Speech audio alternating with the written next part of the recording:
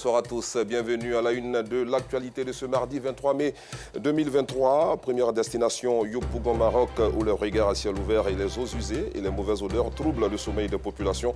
Vous le verrez, cette insalubrité suscite la colère de la rédaction de RTI2. À l'international, la journée sans presse en Guinée, les associations et syndicats de médias ont décidé de couper leur signal radio et télé à cause des restrictions de navigation sur Internet. Voici pour les titres. Allez, place à la rubrique Carton rouge.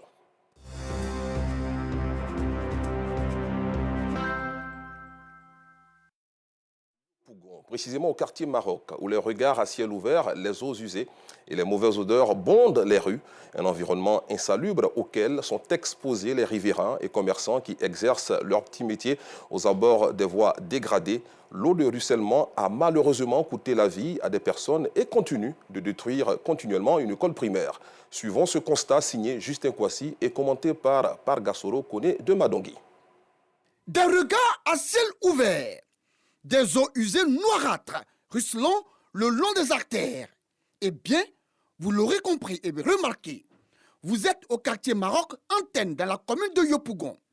Je veux bien comprendre, nous sommes, dit-on, dans la commune de la Joie, dans le district d'Abidjan, ou alors dans la commune de la Saleté, des ordures et des eaux usées, donc dans la commune de la mélancolie et de la maladie.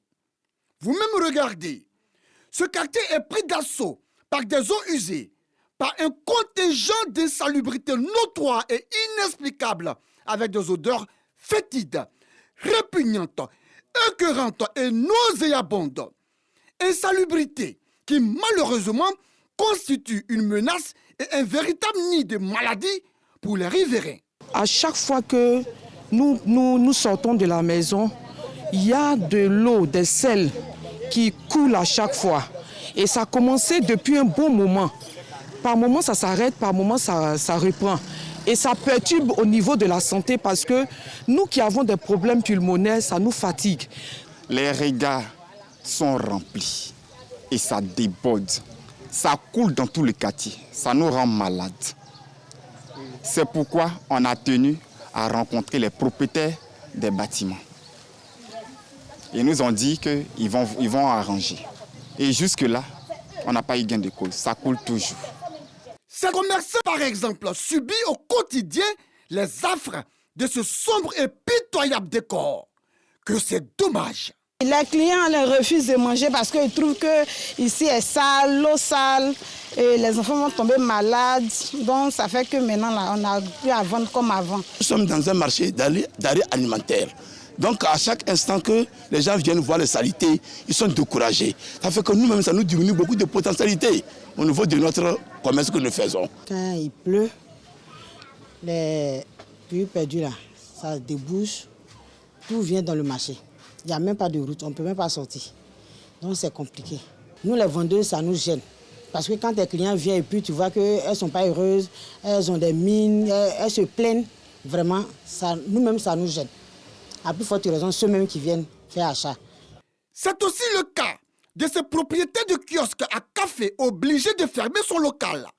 En cause, l'air pollué, l'air rempli de maladies, l'air sale et invivable du quartier qui trouble sa quiétude et celle de ses clients. J'ai fermé le kiosque parce que finalement je n'arrive même plus à faire des points, je n'arrive plus à travailler et les choses sont devenues tellement difficiles à cause de l'eau. Du coup, empêche les gens de s'asseoir. Moi-même, le kiosque, j'ai du mal même à me tenir dedans pour vendre. J'ai honte même quand j'ouvre, quand je suis assis en train de vendre. Vraiment, vendre la nourriture dans ces conditions, vraiment, c'est pas du tout idéal. Ces eaux usées qu'il faut décrier avec véhémence proviennent des canalisations de fortune de ces habitations. Conséquence, les rues et ruelles sont dégradées, inaccessibles et impraticables. Toujours au quartier Maroc Antenne de Yopougon la Joie, Yopougon des eaux usées. Dans cette autre rue, la situation est infernale pour les automobilistes. Ils ne savent à quel sens se vouer. Ils sont désespérés. Ils ont mal. C'est pas facile. Depuis les travaux ils sont de l'autre côté là-bas, ça a commencé là. Ils ont barré l'autre côté là-bas. Donc l'eau là, ça passe pas, ça a creusé les trous. Si en quand il y a un bouchon là-bas, là, c'est dans les quartiers où on peut passer pour mieux sortir pour aller chez nos jetons. Mais là aussi, il y a trous, il y a creux. On a des difficultés de passer, les effets ne pas rentrer. Peut-être que quand les agresseurs peuvent t'agresser. Au fin fond de ces habitations, le constat est plus alarmant. Ici, ce caniveau à l'image d'un ravin est bien connu des riverains. Plusieurs personnes, dont des élèves, y ont même perdu la vie. L'eau qui coule chaque fois, ça fait des dégâts. C'est vrai que ça gâte même des maisons, mais il y a des pertes de vie. Et l'année surpassée, la fille à mon voisin, elle était en 3e, elles étaient 3. L'eau a pris les enfants ici, les 2 ont pu être sauvés, mais l'autre, l'eau l'a mené jusqu'à la lagune. Et c'est dans la lagune qu'on l'a reconnu avec son sac au dos.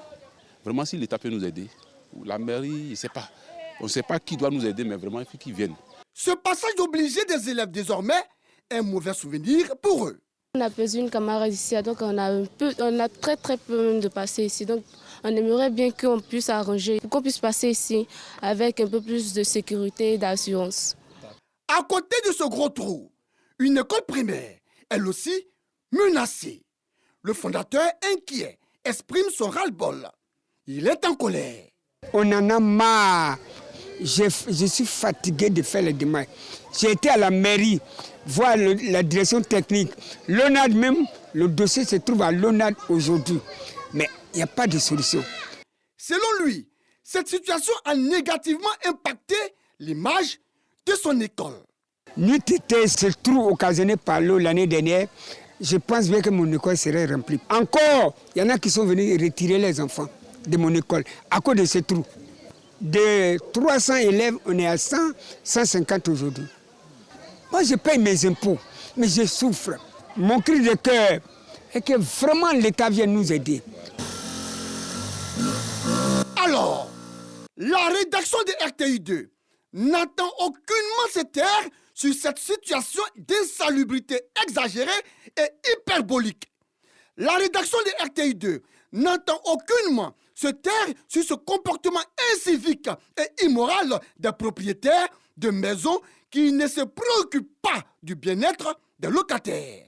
La rédaction de RTI2 n'entend aucunement se taire sur ces attitudes malsaines et abjectes des populations du quartier Maroc d'antenne de Yopougon-la-Joie, que dis-je, de Yopougon des eaux usées.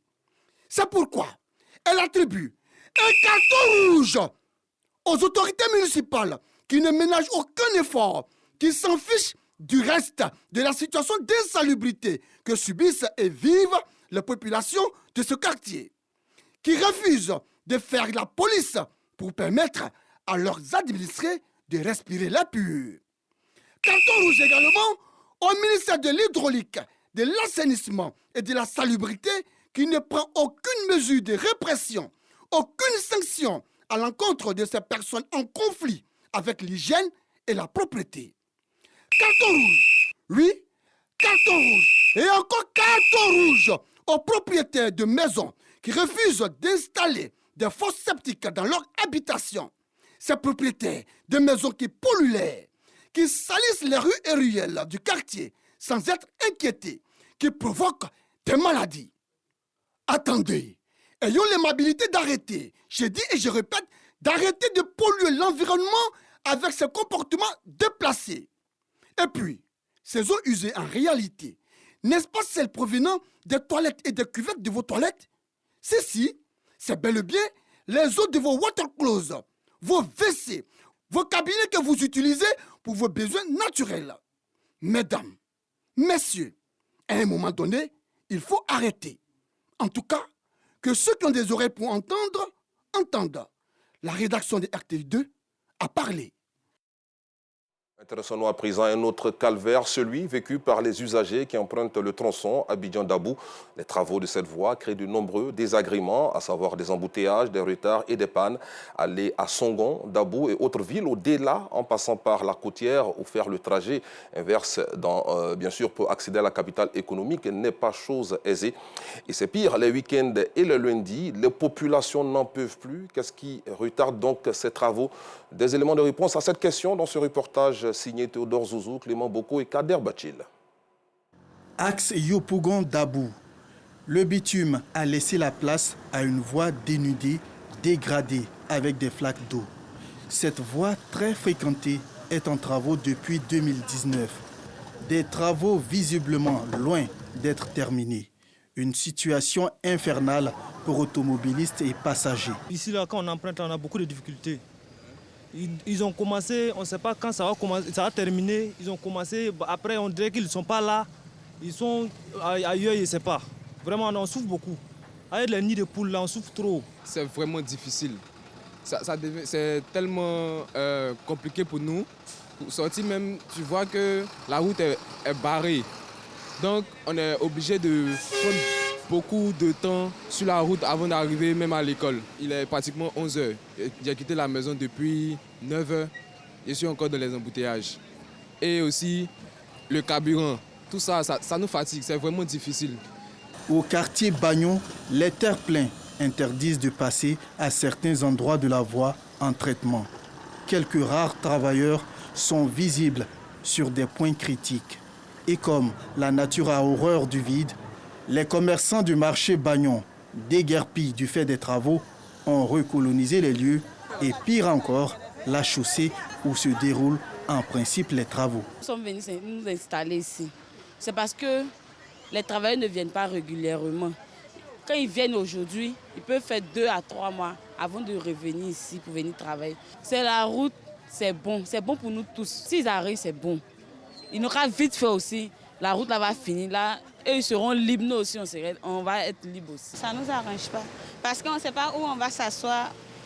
On ne sait pas où ils vont nous mettre. S'ils vont dire qu'on est qu'à quitter ici, ou soit on est qu'à rester pour vendre. Donc tout ça là, on se demande où on va aller avec ça.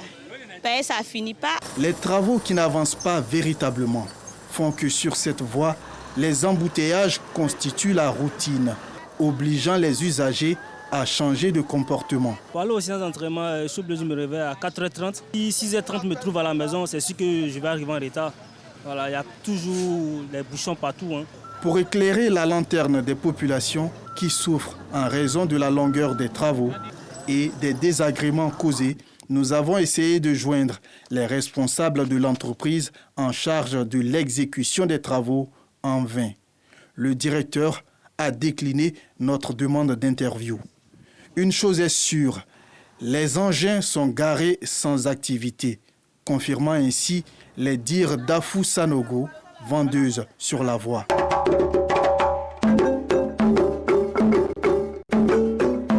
Une route bien faite, entretenue et bitumée est un joyau facilitant les échanges et les déplacements.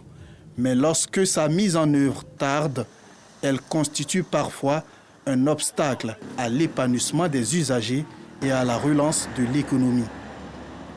Restons dans le nord d'Abidjan, précisément à Djamé, où les ponts piétons qui devaient permettre aux riverains d'enjamber des cours d'eau ou encore de grandes voies telles que les autoroutes sont devenus des marchés.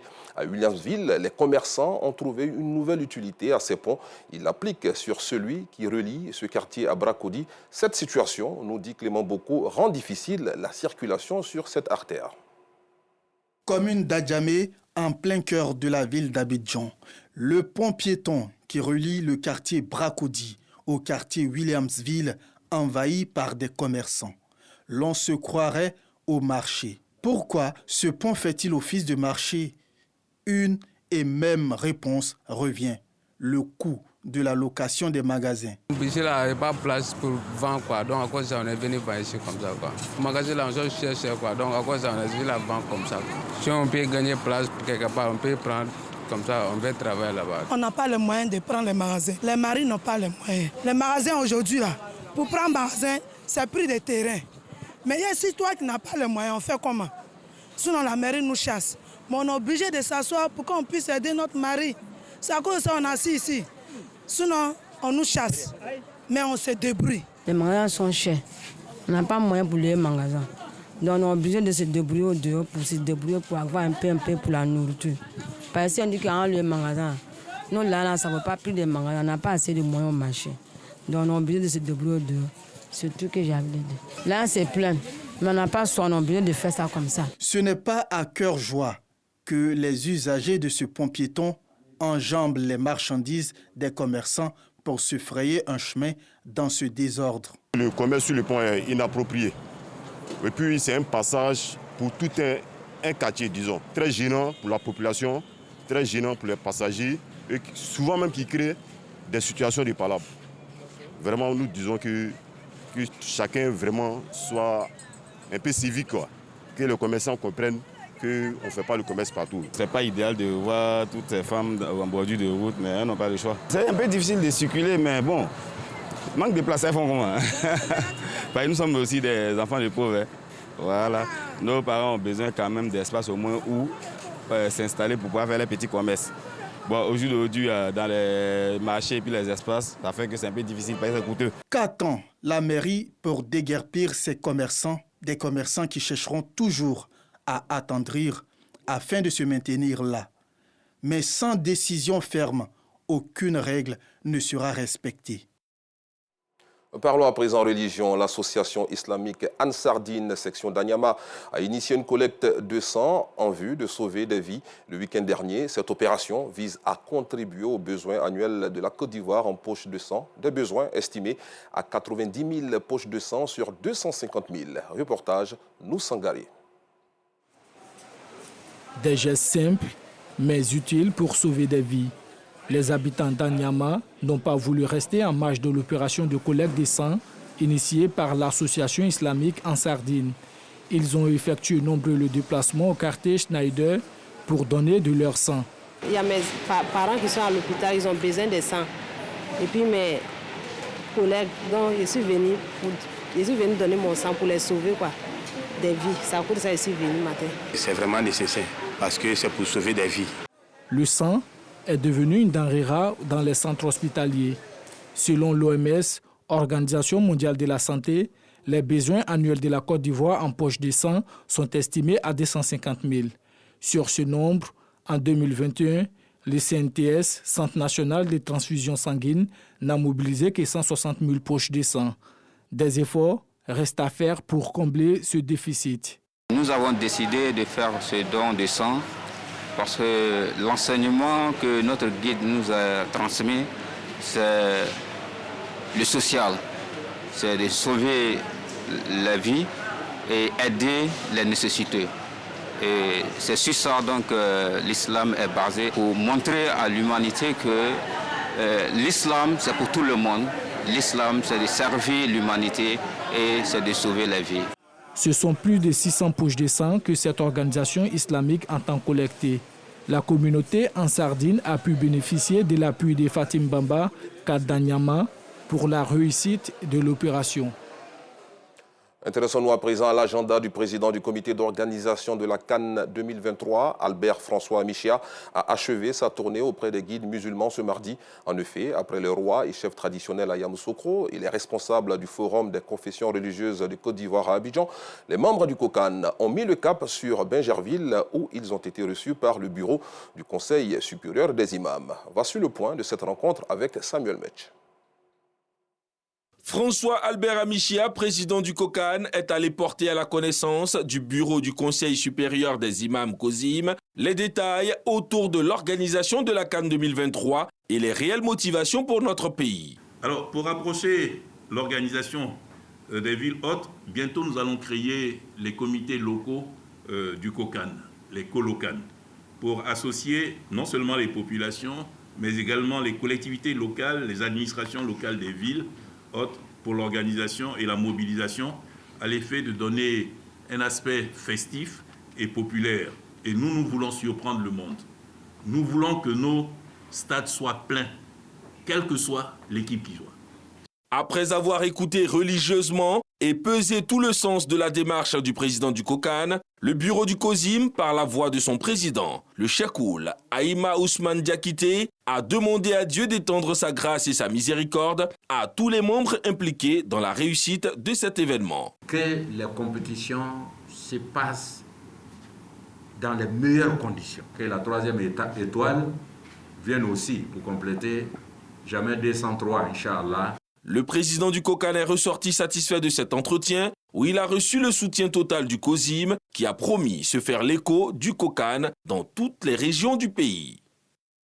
Hors de chez nous, en Guinée, mobilisés pour leur liberté d'exercer, les associations et syndicats de médias ont décidé de couper leur signal radio et télé. Les autorités de transition sont au centre des critiques depuis la semaine dernière à cause de restrictions de navigation sur Internet, toujours en cours, notamment pour accéder aux réseaux sociaux et aux services de messagerie. Fait plus rare, plusieurs sites d'information guinéens sont également concernés et des radios affirment que leur signal FM a délibérément été brouillé.